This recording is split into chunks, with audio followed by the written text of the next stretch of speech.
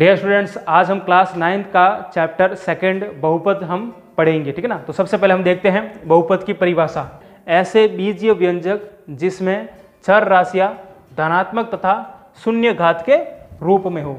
तो इस डेफिनेशन, इस परिभाषा के अंदर हमारे पास दो वर्ड आ रहे हैं। एक तो आ रहा है बीजीय व्यंजक और एक आ रहा है चर राशियां। तो सबसे पहले हम देखते हैं चर राशियां होती क्या है। चर राशियां वे राशियां जिनके मान परिवर्तन होते रहते हैं, ठीक है ना, जिनकी वैल्यू कोई फिक्स नहीं होती है। इनको हम अंग्रेजी वर्णमाला के small letter x, y, z, s, t, u या v से प्रदर्शित करते हैं, ठीक है ना। इस प्रकार से आपके कोई भी जो दे रखी होगी वो सारी की सारी क्या होगी, चर राशियां। चर राशियों की वैल्यू या इनके जो भी मान होंगे वो फिक्स नहीं होते हैं। इनकी वैल्यू या इनके मान होंगे वो बदलते रहते हैं। एक इसके अंदर एक और आएगा जिसको हम बोलेंगे अचर राशियां। अचर राशियां क्या होती हैं? अचर राशियां वे राशियां होती हैं जिनकी वैल्यू क्या होती है, फिक्स होती है। जिनको आप या तो 2, -3, 4/7, √2, पाई, 11/24, ये सारे के सारे क्या हैं, अचर राशियां है। इन अचर राशियों की वैल्यू, जिनके जो मान होंगे वो क्या रहते हैं, फिक्स रहते हैं। एक जैसे एग्जांपल ले रहा हूं मैं, एक वृत्त लिया, ठीक है। वृत्त की परिधि आप जानते हो, आपने पढ़ा हुआ है, क्या होती है, 2πr। और ये क्या होता है, वृत्त का परिमाप।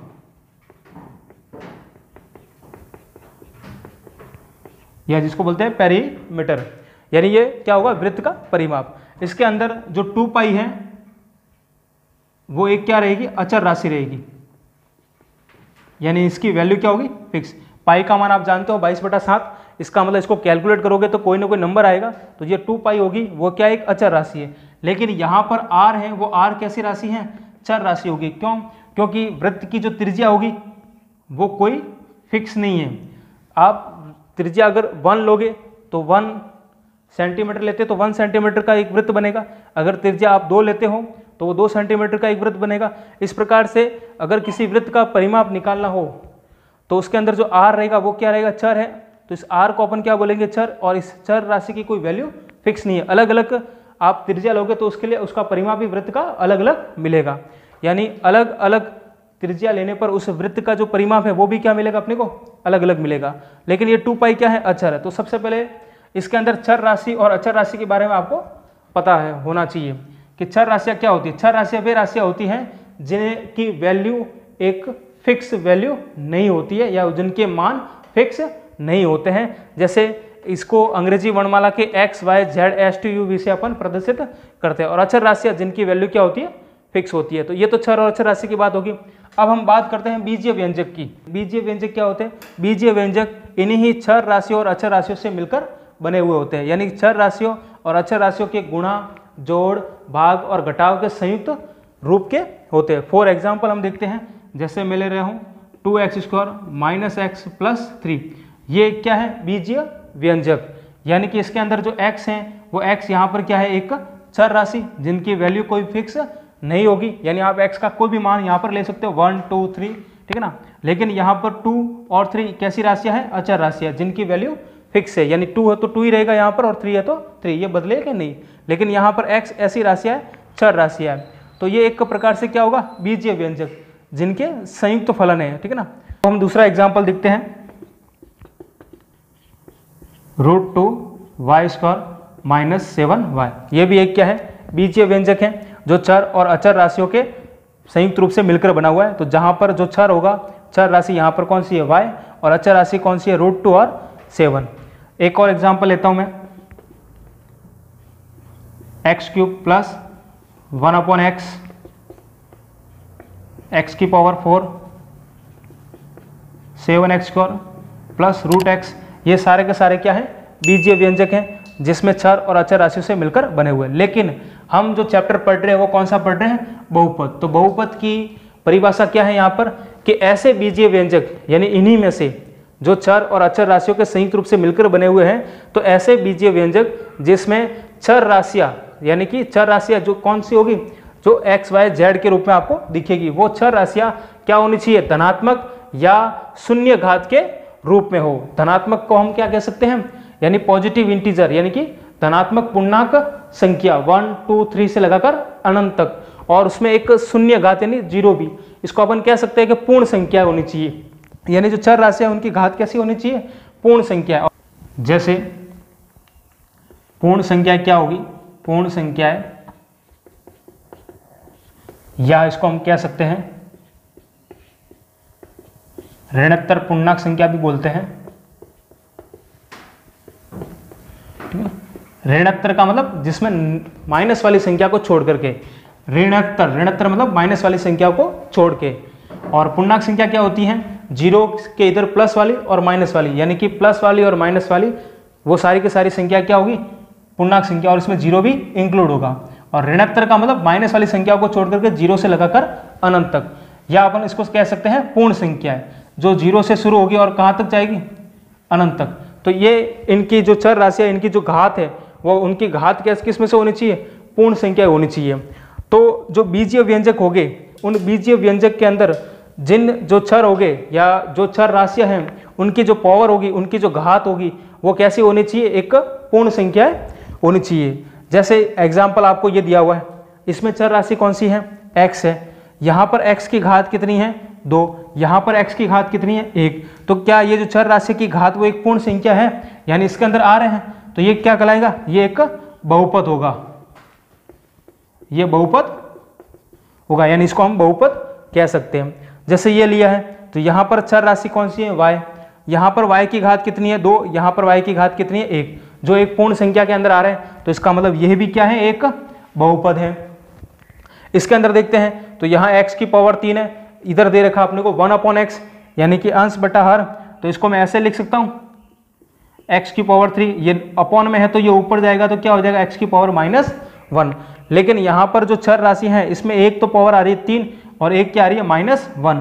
तो -1 जो ऋणोत्तर पूर्णांक संख्या या अपन कह सकते हैं पूर्ण संख्या के अंदर नहीं होती है, तो ये एक का बहुपद नहीं होगा। ये वाला देखते हैं अपन, इसमें दिया हुआ x की power 4 plus 7x² plus √x।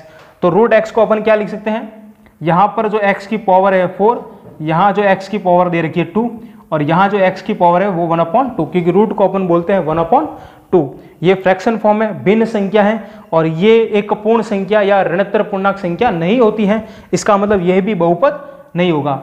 तो इससे हमें ये देखते हैं कि जो बीजीय व्यंजक होंगे, जो चर और अचर राशियों से संयुक्त रूप से मिलकर बने हुए होंगे, उन बीजीय व्यंजकों में से वही बहुपद कहलाएंगे जिनके अंदर जो चर राशियां हैं उनकी जो घात है वो कैसी होनी चाहिए? पूर्ण संख्या। यानी जो चर राशियों की जो पावर होगी वो कैसी होनी चाहिए? एक पूर्ण संख्या होनी चाहिए, तो वही बहुपद कहलाएंगे। जितने भी बहुपद होंगे वो सारे के सारे क्या कहलाएंगे? बीजीय व्यंजक। लेकिन सारे बीजीय व्यंजक अपन नहीं कह सकते कि बहुपद हो। बहुपद के लिए एक स्पेशल कंडीशन है, जिनमें जो चर राशियां होगी उनकी जो घात है वो क्या होनी चाहिए? पूर्ण संख्या होनी चाहिए। अब हम देखते हैं बहुपद के प्रकार, जो 2 टाइप्स है, जिसमें सबसे पहले अपन देखते हैं पदों के आधार पर, और दूसरा है घात के आधार पर। तो पदों के आधार पर जैसे मैं ले रहा हूं एक पदी बहुपद। एक पदी बहुपद किसे कहेंगे? वे बहुपद जिसके अंदर केवल और केवल क्या होना चाहिए? एक पद होना चाहिए।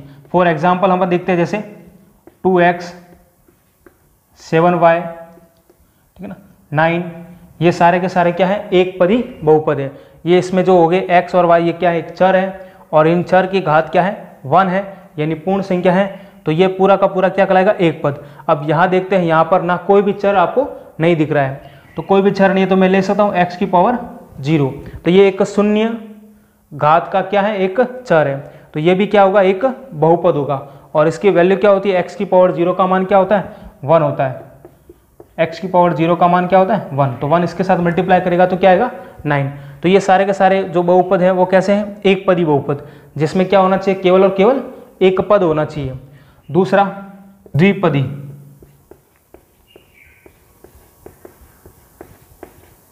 द्विपदी बहुपद किसे कहेंगे? परिभाषा से पता चलता है द्विपदी जिसके अंदर 2 पद होना चाहिए। फॉर एग्जाम्पल जैसे मैं ले रहा हूं 3x + 7, 9x की पावर 3 + 4x। तो इसके अंदर क्या दे रखे? 2 पद, ये पहला पद, ये दूसरा पद, ये पहला पद और दूसरा पद। और इसके अंदर जो भी चर है उनकी जो पावर है वो कैसी है? पूर्ण संख्या है, ठीक है ना। तो ये क्या है, एक बहुपद है, और वो भी कैसे बहुपद है, द्विपद, जिसके अंदर दो पद दे रखे हैं। एक और एग्जांपल ले रहे हैं,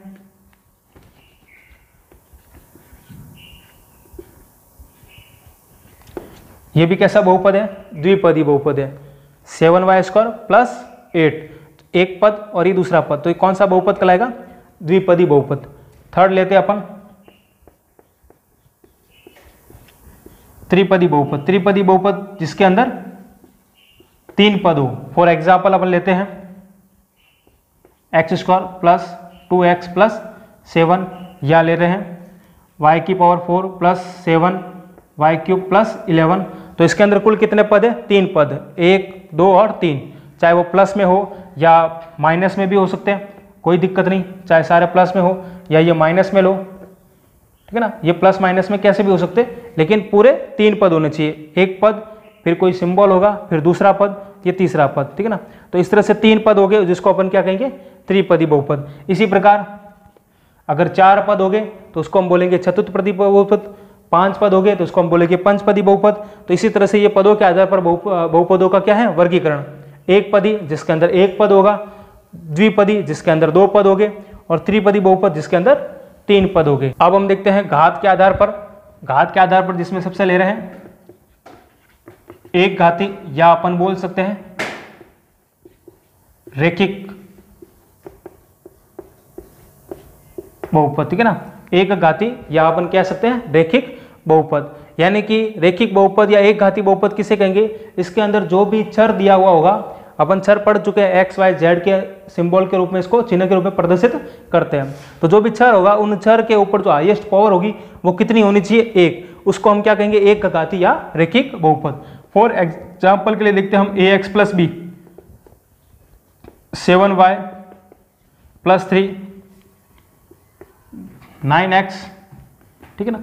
तो ये सारे के सारे क्या है, एक घाती रेखिक बहुपद। यानी इसके अंदर जो भी वेरिएबल, जो भी चर है, यहाँ पर चर कौन सा है, x है, इसके ऊपर हाईएस्ट पावर कितनी है, 1। तो ये कैसा बहुपद है, रेखिक बहुपद। लेकिन यहाँ जो a और b है, ये क्या है, अचर राशि है, ये चर राशि नहीं है। यहाँ इसके अंदर कौन सा चर है, y, इसके ऊपर जो हाईएस्ट पावर है वो कितनी है, 1 है, तो ये भी कौन सा बहुपद है, रेखिक बहुपद। 9x, इसके ऊपर भी एक ही पावर है x के ऊपर, तो ये भी कैसा बहुपद है, रेखिक बहुपद। यानी ऐसे बहुपद जिसके अंदर जो भी चर राशि हो, उनकी जो हाईएस्ट पावर हो या अधिकतम घात हो, वो कितनी होनी चाहिए, 1 होनी चाहिए, उसको हम क्या कहेंगे, रेखिक बहुपद। सेकंड हम लेते हैं द्विघाती बहुपद। द्विघाती बहुपद, नाम से पता चल रहा है द्विघाती, ऐसे बहुपद जिसके अंदर क्या होनी चाहिए, दो घात होनी चाहिए। जो भी आपको चर राशि दे रखी होगी, उन चर राशि की घात कितनी होनी चाहिए, 2 होनी चाहिए, उसको हम क्या कहेंगे, द्विघाती बहुपद। इसमें पद से मतलब नहीं है, इसमें 2 पद हो, 1 पद हो, वो मतलब नहीं। 1 पद हो तो उसको एक पदी कहेंगे, 2 पदों को तो उसको द्विपदी बहुपद कहेंगे। लेकिन अगर घात के बेस पर अगर आपको पूछे, तो अगर उसकी घात 1 है तो वो कहलाएंगे रेखिक, और अगर घात 2 है तो क्या कहलाएंगे, द्विघाती। फॉर एग्जाम्पल के लिए ले रहा हूं मैं ax² bx प्लस c, ये कैसा बहुपद है, एक द्विघाती बहुपद है, क्योंकि यहाँ पर जो वेरिएबल x है, जो चर राशि x है, उसकी अधिकतम घात कितनी है, 2, और a b c यहाँ पर कैसी राशियाँ हैं, अचर राशि है। एक और एग्जाम्पल ले रहा हूं मैं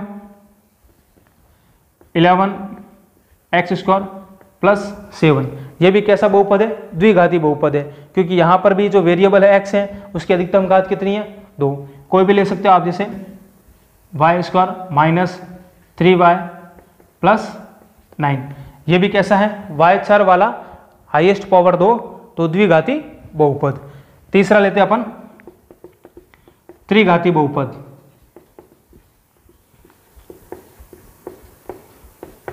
त्रिघाती बहुपद किसे कहेंगे, जिसके अंदर अधिकतम जो चर होगी उसकी घात कितनी होनी चाहिए, 3 होनी चाहिए, उसको हम क्या कहेंगे, त्रिघाती बहुपद। For example ax³ bx² cx plus D, x एक चर वाला बहुपद है जिसमें अधिकतम घात कितनी है, जो भी चर है ना उसकी हाईएस्ट पावर देखनी है, तो हाईएस्ट पावर यहाँ पर कितनी है, 3 है, तो वो क्या कहलाएगा, एक त्रिघाती बहुपद।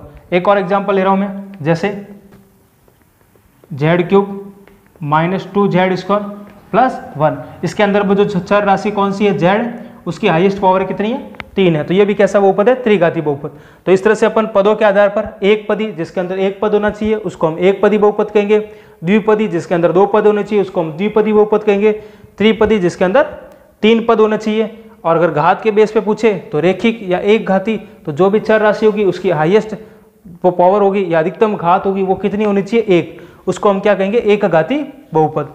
द्विघाती बहुपद जो भी चर होगा उसके अंदर अधिकतम घात 2 होनी चाहिए, और त्रिघाती के अंदर क्या होनी चाहिए, अधिकतम घात 3। हाँ, कुछ स्पेशल बहुपद देखते हैं। जैसे एक ले रहा हूं मैं अचर बहुपद।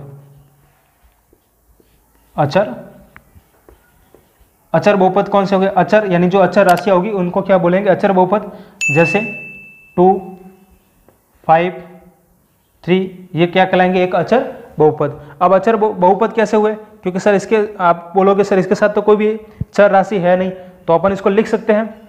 फॉर एग्जाम्पल जैसे मैंने लिया 3x की पावर 0, यानी कि किसी भी चर राशि हो या कोई भी नंबर हो उसकी घात 0 हो तो उसका मान क्या होता है, 1 होता है।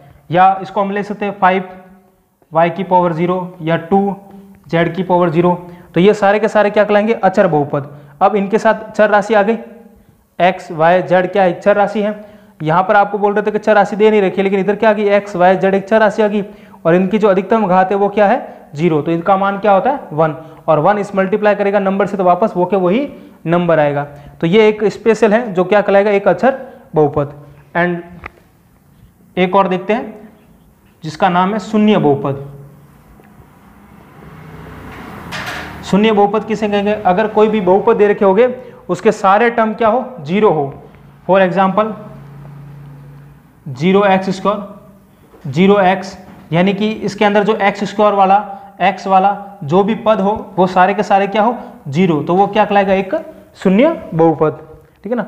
तो इस 0 को स्पेशल नाम दिया है, वो क्या दिया है, शून्य बहुपद। अगर आपको पूछे कि अचर बहुपद की घात क्या होगी, तो अचर बहुपद की घात क्या है, 0।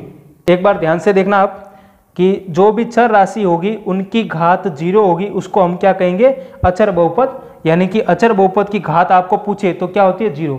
लेकिन अगर आपको पूछे कि शून्य बहुपद की घात क्या होगी, तो शून्य बहुपद की घात परिभाषित नहीं है। ठीक है ना। शून्य